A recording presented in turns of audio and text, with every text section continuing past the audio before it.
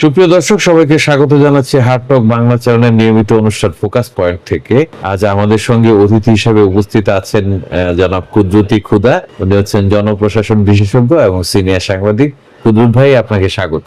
আপনাকে ধন্যবাদ আমাকে আমন্ত্রণ জানানোর জন্য। কুদরত ভাই, আজকে আমরা একটা বিষয় নিয়ে, যেটা নিয়ে আসলে গত বেশ কিছুদিন যাবত কথা হচ্ছে, মাঝে মাঝেই কথা উঠে যে বর্তমান অন্তর্বর্তী সরকার ইলেকশনের একটা ডেট ঘোষণা করেছেন নির্বাচনে, সেটা হলো ফেব্রুয়ারির প্রথম এবং দু একটা জায়গায় তারিখটাও এসেছে যে 12ই ফেব্রুয়ারির মধ্যে, এরকমও আসছে। তো ইলেকশন কি হচ্ছে? আপনাকে ধন্যবাদ। এটা একটা মানে ইম্পর্টেন্ট এবং জটিল প্রশ্ন আর কি। ইলেকশন হচ্ছে কি হচ্ছে না, ওই সময় হবে কি হবে না, এটা নিয়ে ব্যাপক মানে আলোচনা চলছে। আপনারা জানেন যে আমাদের রাজনৈতিক মহলে, সামাজিক মহলে এবং সুশীল সমাজের মধ্যে এবং বিরোধী দলগুলো, যে আমাদের বর্তমান যে বড় দল যেটা বিএনপি, এক হিসেবে সবাই বিরোধী দল। হ্যাঁ, এক হিসেবে সবাই বিরোধী দল। কিংস পার্টি, সেটা আমরা স্বীকার করি আর না করি।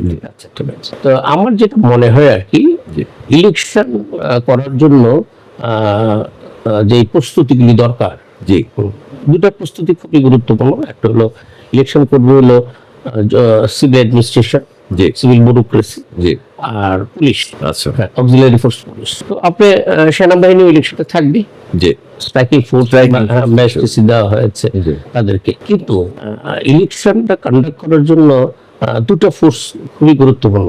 একটা হলো civil administration, DC SP, OC, euro, এগুলি ইম্পর্টেন্ট আর কি। হ্যাঁ, আপনি একটা জিনিস খেয়াল করবেন যে আমাদের কিন্তু পুলিশ নাই তো বলছি, পুলিশ কিন্তু ফাংশনাল না। আচ্ছা আচ্ছা আচ্ছা। এই পুলিশগুলি, আপনি জানেন যে গতকালও ভাঙ্গাতে পুলিশ মসজিদে লুকিয়েছিল যান বাঁচানোর জন্য। আচ্ছা, গতকালের ঘটনা, গতকালকে ফরিদপুরের ভাঙ্গাতে। মানে আপনি কি বলতে চাচ্ছেন যে তারা ফাংশনাল না এবং ইফেক্টিভও না? এফেক্টিভ না। পুলিশকে তৈরি করার জন্য, যে আগামী ইলেকশনে পুলিশের কে তৈরি করার জন্য যে প্ল্যানিং আছে কিনা আমি ঠিক জানি না। যে পুলিশটা কিভাবে ওরা তার দায়িত্ব পালন করবে, স্কিল পুলিশ দরকার, ট্রেইন আপ পুলিশ দরকার, একটু আত্মবিশ্বাসী পুলিশ দরকার। এইগুলি আপনি এত দ্রুত কিভাবে করবেন? কুদ্দুত ভাই, একটু ইন্টারাপ্ট করি। সেটা হচ্ছে যে পুলিশের কি ভূমিকা পালন করতে হয় সেটা কিন্তু মোটামুটি নির্ধারিত। হ্যাঁ, নির্ধারিত। তবে আপনি যেটা বলতেছিলেন সেটা হলো যে ইফেক্টিভনেস বাড়ানোর জন্য স্কিলের যে জায়গায় যে ঘাটতিগুলি থাকে সেগুলি একটা জায়গায় নিয়ে যাওয়াটা জরুরি। কিন্তু আপনি মনে হয় সন্দেহ প্রকাশ করতেছেন যে পুলিশ ওই দায়িত্ব, মানে ইলেকশনের মতো একটা ঘটনাকে, গুরুত্বপূর্ণ ইভেন্টকে সম্পন্ন করার মতো সক্ষমতার জায়গায় তারা এখনো আসতে পারে কিংবা গভর্নমেন্টের কোনো প্ল্যানিং আছে কিনা আমি জানি না। আচ্ছা, একটা বিষয় আপনি আমাকে হয়তো প্রশ্ন করেন নাই, আমি নিজেই বলছি যে সরকারের যে প্রশাসনের প্রাণকেন্দ্র সচিবালয়, ইলেকশনটা এখানেও নির্ভরশীল। সেন্ট্রাল অ্যাডমিনিস্ট্রেশন সচিবালয়, মানে সিভিল অ্যাডমিনিস্ট্রেশনের সেন্ট্রাল জায়গাটাই ওইটা। ওখানে কিন্তু এক ধরনের, আমি মনে করি এক ধরনের অস্থিরতা, এক ধরনের বিশ্বাসহীনতা, ঠিক আছে, কনফিডেন্সের অভাব। পুলিশের যেরকম আছে যে তার চাকরি কখন আছে কিনা নাই, ঠিক আছে, এটা কিন্তু সিভিল অ্যাডমিনিস্ট্রেশনও আছে। হ্যাঁ, ঠিক আছে। শুধু আমি যেটুকু জানি সেটা আরবি ব্যুরোক্রেসিতে নাই। আরবি ব্যুরোক্রেসি ডিসিপ্লিন স্টেবল নন। সিভিল অ্যাডমিনিস্ট্রেশনে এখন যারা সরকারের সচিব, তাদের কথা বলছি, সচিব, অতিরিক্ত সচিব, জয়েন্ট সেক্রেটারি হলো সরকারের পলিসি মেকিং এ যারা হচ্ছে।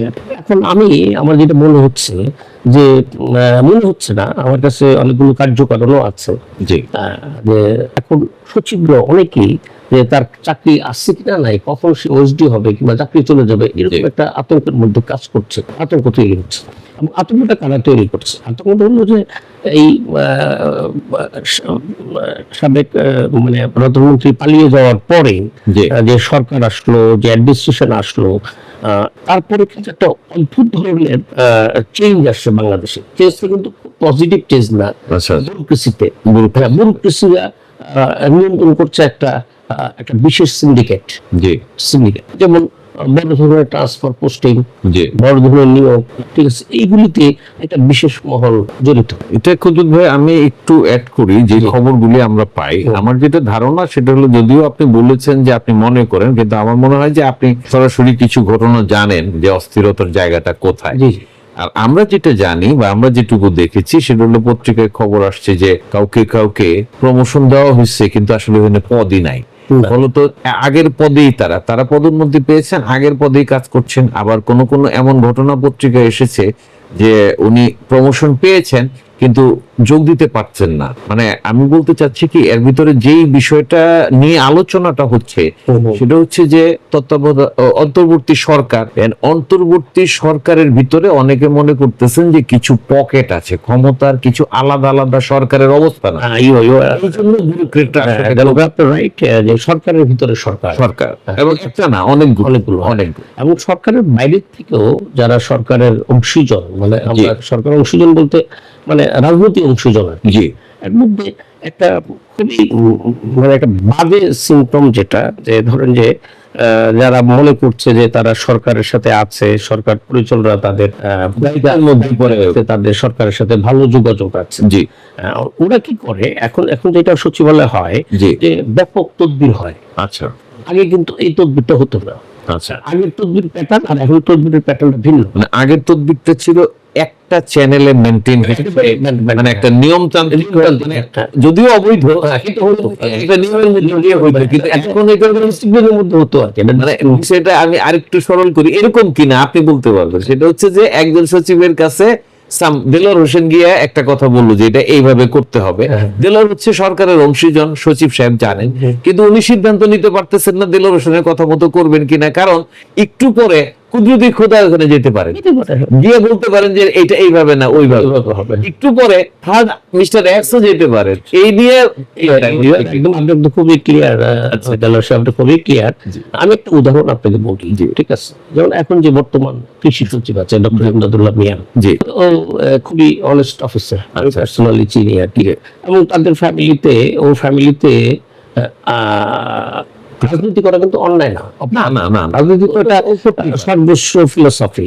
কিন্তু দুর্ভাগ্যবশত ফ্যামিলি থেকে আওয়ামী লীগ করে নাই, আওয়ামী লীগ করে নাই, কিন্তু এখন থেকে আওয়ামী লীগ ট্যাগ দিয়ে দেওয়া হচ্ছে। আচ্ছা আচ্ছা, তো শুধু সে না, এমনকি আমার ডিপার্টমেন্টের ছোট ভাই এই যে এখন অর্থ সচিব, আরো অনেক, প্রায় আপনি দেখবেন যে সচিবালয় কিছুদিন আগে পোস্টার ছিল তাদের অপসারণ চাই। এটার পিছনে একটা সুনির্দিষ্ট কারণ ছিল। কারণ হলো যে আগে ওরা যোগাযোগ করতেছে যে তোমার কিন্তু স্বৈরাচারের দোষর বানাই দেবো, আমার এই কাজটা করে দাও। এখানে কিন্তু এই যে আমি বললাম যে রাজনৈতিক অংশীজন আছে টকশো তো অ্যাটেন্ড করে, ঠিক আছে?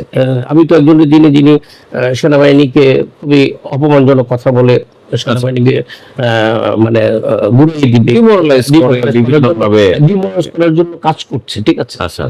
ঠিক ওই রাজনৈতিক দলেরই কোন নেতা হয়তো বা কোন মন্ত্রণালয়, ধরুন কৃষি মন্ত্রণালয়, কৃষি সচিবের কাছে কোনো তদবির করছে, সে যেহেতু অনেস্ট নীতিবান, সে হয়তো আইনের বাইরে কাজটা করে নাই। তখন আচ্ছা ঠিক আছে, তুমি স্বৈরাচারের দোষর। এবং যে টকশোতে দেখা যাবে চাকরির বিরুদ্ধে বলা হচ্ছে, আগে ছিল না। আগে কিন্তু মন্ত্রী অন্যান্য বিষয়ে কথা বলছেন, পলিসি ম্যাটার নিয়ে কথা বলছেন, কিন্তু ব্যক্তি কেন্দ্রিক কারণ নিয়ে কথা হতো না। এটা কিন্তু এখন এই ট্রেন্ডটা শুরু হয়েছে, মানে আমরা এগিয়ে যাচ্ছি। হ্যাঁ, আমরা ট্রেন্ডটা শুরু হয়েছে। আমি এটা মানে বিএনপির একজন নেতা, নাম বলছি না আমি, উনিও ওই প্রক্রিয়া জড়াই গেছে। হ্যাঁ, ওনার সাথে একটা গ্রুপের কথা হয়েছে যে উনি আপনি ওই সচিবরে সরাই দিবেন, আপনাকে এত টাকা দেওয়া হবে। তো সে হয়তো বা রাজি হয়ে গেছে, টকশোতে বলতেছে। কিন্তু রাষ্ট্র, জনগণ, সরকার কিন্তু জানে না ভিতরে যে এই ঘটনাগুলি ঘটছে না, হয়তো বা জানার পরেও আসলে কিছু করতে পারে। ইদানিং একটা তথ্য আমি জানাই দর্শক শ্রোতাদের জন্য। ইদানিং একটা বিষয় যে সরকারের কয়েকজন ঘনিষ্ঠ সেক্রেটারি, সরকার প্রধান, বর্তমানে সরকার প্রধান ডক্টর ইউনূসের সাথে কথা বলেছে। স্যার, সেক্রেটারি যদি সমস্যা থাকে, সচিব যদি সমস্যা থাকে, এই যে পোস্টারিং হচ্ছে, টকশোতে ওদের এগেইনস্টে বলা হচ্ছে, কিন্তু আপনি একটা জিনিস খেয়াল করবেন, পুলিশ বিভাগ কিংবা আমাদের যে গৌরবের সেনাবাহিনী যারা আমাদের স্বাধীনতা যুদ্ধ এবং আমাদের এখনো একটা ডিসিপ্লিন ফোর্স, তাদের কাছে কিন্তু ওইভাবে বলা হয় না। দুইজন রাজনীতিবিদ যারা একদম ওদেরকে সিভিল বোর্ড ভেঙে দিচ্ছে, মানে ডেভিডেট করে ফেলছে, তাদেরকে চেষ্টা করছে।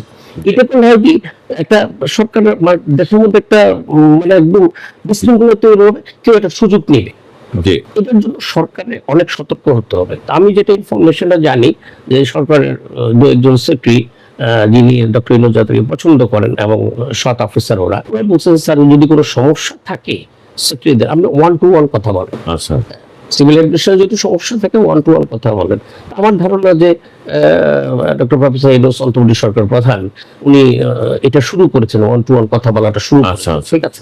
আর একটা বিষয় সরকারের সরকার আমি মনে করি সরকার প্রধানের উচিত প্রতি সপ্তাহে সচিবালয়ে কোনো না কোনো মিনিস্ট্রি পরিদর্শন করা। আচ্ছা, এইটা কিন্তু অন্তর্বর্তী সরকার কিন্তু সরকার, যদিও সরকার খুব মানে নিয়ন্ত্রণ নিতে পারছে না রাষ্ট্রের বিভিন্ন অঙ্গগুলো নিয়ন্ত্রণ এভাবে নিতে পারছে না। কেন নিতে পারছে না জানি না, কিন্তু সরকার নিজেকে ফাংশনাল দেখানোর জন্য আমি মনে করি সরকার প্রধানের ক্যাবিনেট মিটিং এর পরেও ওনার আন্ডারে যে মন্ত্রণালয়গুলি আছে এইগুলিও নিয়ে কুল্লু ভাই, মানে আপনি আসলে যে জিনিসটা বলতে চাচ্ছিলেন, আমাদের মূল আলোচনা যেটা ছিল সেটা হলো যে ইলেকশন হচ্ছে কিনা।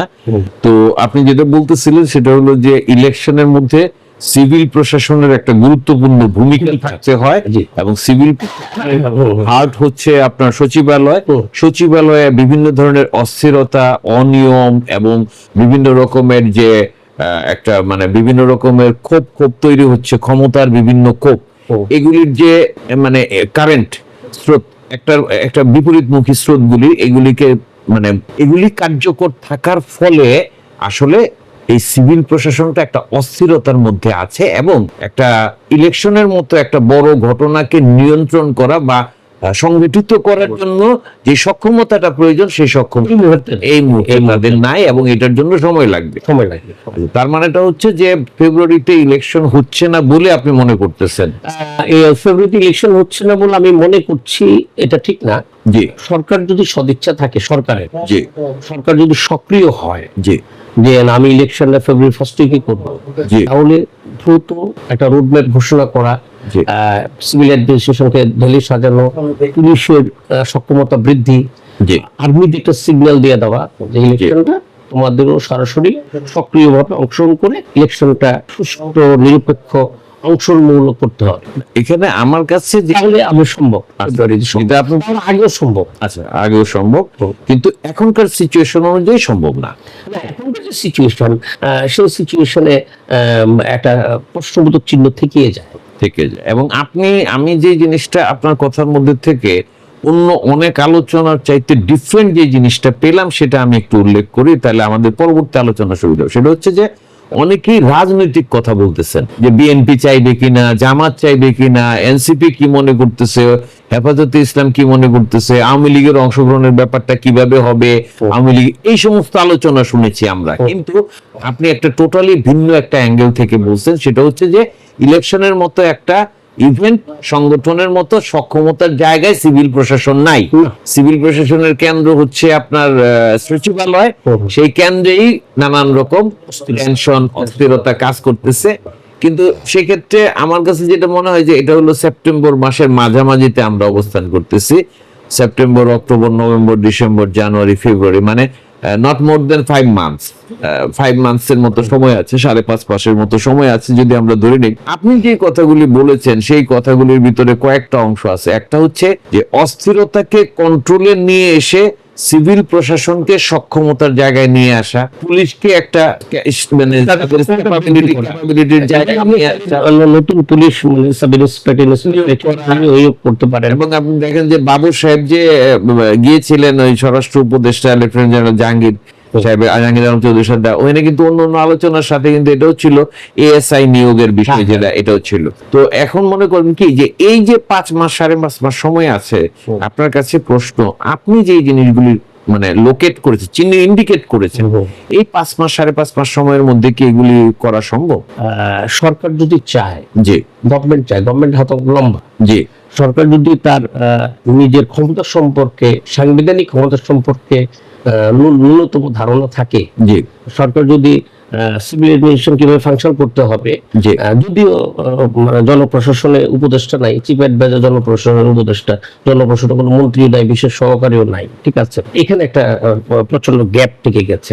সরকার চাইলে কিন্তু সম্ভব। এটা কি আপনি বিশ্বাস করেন? হ্যাঁ, কারণ আমি আপনাকে বলি, আমরা যদি 3 মাসের তত্ত্বাবধায়ক, এটা নয় আমাদের তত্ত্বাবধায়ক সরকার যে কনসেপ্ট আগে ছিল, যেটা ফিরে আসবে, জি, এই 3 মাসের সরকার দিয়ে যদি আমরা ভালো ইলেকশন করতে পারি, এটার উদাহরণ আছে। 91-এ করেছিলাম, তারপরে আমরা 2001-এ করেছিলাম, দু তিনটা ইলেকশন প্রচন্ড রকম ভালো হয়েছিল তত্ত্বাবধায়ক আন্ডার। কিন্তু সময়টা ছিল 3 মাস। তো 3 মাসে তারা কিভাবে পাবে? তারা যদি 3 মাসে 10-12 জন অ্যাডভাইজার নিয়ে ইলেকশনটা কন্ডাক্ট করতে পারে, উদাহরণ আছে, তাহলে এই সরকার আরো 5 মাস 6 মাস হাতে আছে, পারবে না কেন? আমি অন্য একটা প্রশ্ন করি কুদরত ভাই। জি। আপনার এবং আমার ইচ্ছা হলো একটু হিমালয় এভারেস্টের চূড়ায় ওঠা সম্ভব? না, সম্ভব না। আমি কেন প্রশ্নটা করেছি আপনি নিশ্চয়ই বুঝতে পেরেছেন। সম্ভব না। আপনি 91-এর উদাহরণ দিয়েছেন।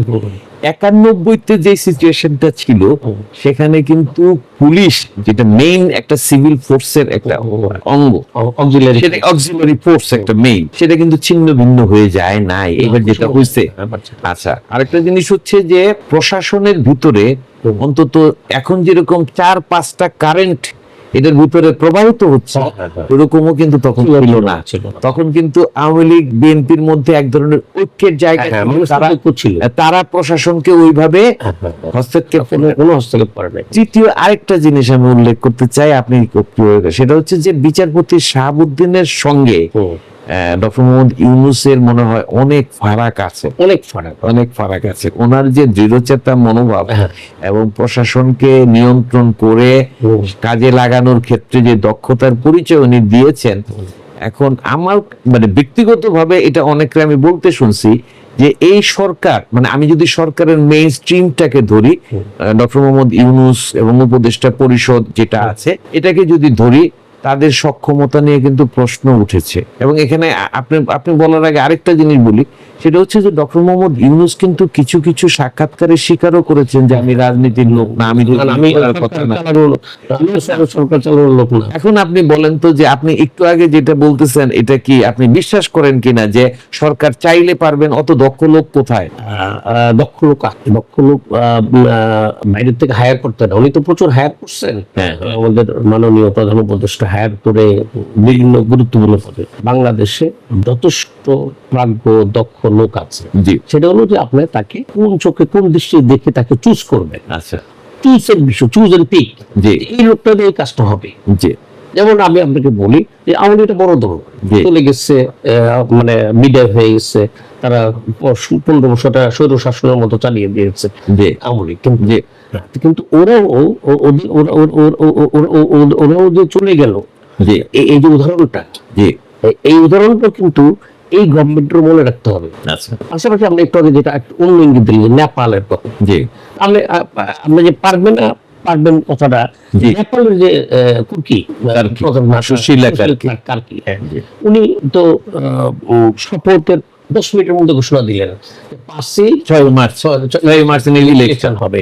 উনি কিভাবে পারলেন এটা? ওইখানকার প্রেক্ষাপটের সাথে বাংলাদেশের প্রেক্ষাপটটা আলাদা কেন? কারণ ওইখানে আরো দুইটা পার্থক্যের কথা আমরা একটা শো করেছি এটা নিয়ে।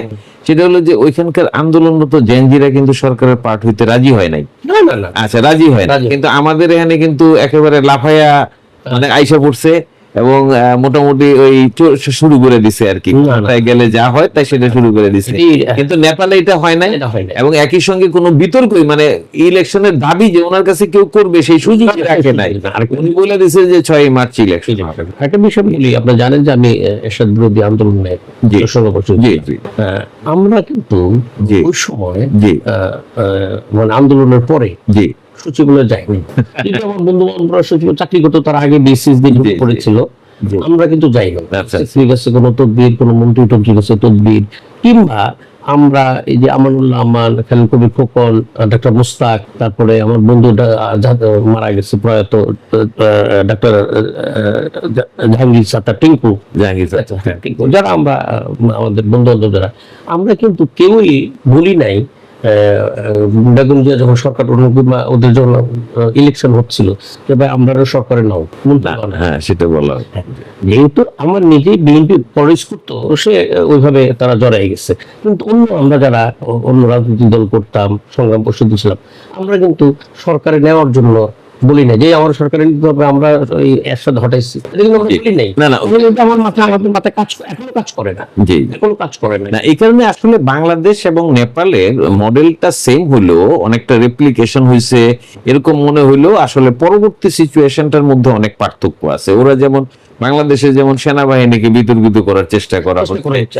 পিজিএফআই ভাঙিয়ে দিবে, ক্যান্টনমেন্ট থেকে ইট তুলে আনবে, এগুলো হচ্ছে আগে হয় নাই, কিন্তু এগুলি মানে এগুলি পসিবল না। আমি এটা জিনিসটা হচ্ছে কি, একটা প্রতিষ্ঠানকে ধ্বংস করার মধ্যে কোনো আসলে কোনো প্রাপ্তি নাই। তো আমরা মনে হয় যে এটা মানে আমরা অনেক বড় বড় কথা বলি, আসলে তো এমন হইতে পারে যে ইউটিউবে ভিউ বাড়ানোর জন্য এই সমস্ত কথা বলে। না না না, এটা হচ্ছে এটা না। আচ্ছা ঠিক আছে, আমি ইচ্ছা করলে যাতা বলতে পারি না, এটা তো উচিত না, উচিত না। তো একটা জিনিস হচ্ছে যেটা আমি এই কথাটা আরেকটু ক্লিয়ার করতেছি, যে এই সরকারের সক্ষমতা নিয়ে আলোচনাটা চলে আসছে। আমি বলতেছি কি, যেমন মনে করেন যে একটা নদী, স্রোত নাই, কোনো এরকম কোনো চ্যালেঞ্জ নাই, এই নদীটা মনে করেন যে 300 মিটার প্রস্থের, এটা পার হইতে হবে, নৌকা চালায়া পার করতে হবে, সাথে 8-10 জন লোক আছে যারা নৌকাতে আছে। প্রথম প্রশ্নটা হচ্ছে যে এই যে একটা শান্ত জলের একটা আধার, এটা পার হয়ে যাওয়ার জন্য কিন্তু যে নৌকা চালাইতে পারে না সে কিন্তু পারবে না। শান্ত নদী, কোনো সমস্যা নাই। সেই জায়গায় বাংলাদেশের বর্তমান অবস্থাটা হচ্ছে যে এই 300 মিটার নদীর ভিতরে বিভিন্ন রকমের কারেন্ট এখানে আছে, এদিকে যাচ্ছে ওইদিকে যাচ্ছে, বাতাস বইতেছে, টর্নেডো আসতেছে, এর মধ্যে দিয়ে ডক্টর মোহাম্মদ ইউনূসকে ওই পারে যেতে হবে। এটা আপনি কি মনে করেন? আপনি কিন্তু, আমি কেন বলতেছি, আপনাকে আক্রমণই করতেছি, আপনি বলছেন যে সরকার চাইলে পারবে, আমি মনে করেন ইউনূস সাহেব চাইলো যে আমি নদীর ওই পারে যাবো, কিন্তু তার যে মাঝিরা আছে, উনি সহ যারা আছে, তাদের কি ওই সক্ষমতার জায়গাটা আছে বলে মনে হয়? আপাত দৃষ্টিতে মনে হয় যে নাই, এক্সিস্টিং যারা আছে তাদের মধ্যে নাই। কিন্তু তাও আমি মনে করি এই উপদেষ্টা পরিষদে বেশ কয়েকজন প্রাজ্ঞ ব্যক্তিত্ব আছেন। আচ্ছা আচ্ছা, তার মধ্যে ডক্টর ফয়জুল কবির খান, তারপরে ডক্টর সালেউদ্দিন আহমেদ, ওয়ালিদ মাহমুদ, ব্যক্তিগতভাবে আমি যাদেরকে চিনি আর কি, ঠিক আছে, আমাদের আদিল আছে, ঠিক আছে। তো ওরা চাইলে 4-5 জন যদি চায় যে সরকারটা ঠিক মতো চলবে এবং তাদের প্রাজ্ঞতা, অভিজ্ঞতা, অন্যান্য রাজনৈতিক সংস্কৃতিতে আরো বেশি ইনভলভ হয়ে, ইভেন আমাদের যে বিএনপি, যে আই মিন প্রধান রাজনৈতিক দল, জামাত, এনসিপি, এই কিংস পার্টি ধরেন, সবগুলো রাজনৈতিক দলের একটু যারা ইউনিক বুদ্ধি মাথায় রাখে, উইনিং সিচুয়েশনটা চায়, তাদের সাথে আলোচনা করে সিদ্ধান্ত সরকার নিতে পারে যে আমি এখানে এই লোকগুলো অ্যাপয়েন্ট করি। আমি মনে করি যে বর্তমান অ্যাডভাইজারি বডিটাকে কিছু সংখ্যক বাদ দিয়ে আরো এফেক্টিভ কিছু লোক এখানে নিয়োগ করা দরকার। ইলেকশনটা ভালো হয়, ইলেকশনটাকে চমৎকার করে করা যায়। কুতুব ভাই, আমরা এই পর্বটা এখানে শেষ করি। আপনার কথা ভেরি মাচ ক্লিয়ার এবং আমি আপনার সাথে একমত।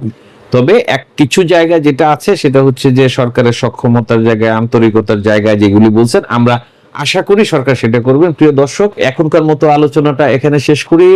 আমাদের একটা আশঙ্কার জায়গায় আমাদের যিনি অতিথি প্রাজ্ঞ ব্যক্তি কুদরতি খোদা, উনি যেটা বলছেন যে ফেব্রুয়ারিতে ইলেকশন হওয়াটা কেন একটু কঠিন, অসম্ভব বলেননি, কেন একটু কঠিন সেটা উনি খুব টেকনিক্যাল একটা জায়গা থেকে একটা বিশ্লেষণ করেছেন। আশা করি আপনারা আমাদের আলোচনার পয়েন্টটা ধরতে পেরেছেন। তো আমাদের আলোচনা ভালো লাগবে, লাইক করবেন, শেয়ার করবেন, কমেন্ট করবেন, সাবস্ক্রাইব করবেন। ধন্যবাদ এখনকার মতো। আপনাকে ধন্যবাদ, দর্শক শ্রোতাদেরও ধন্যবাদ।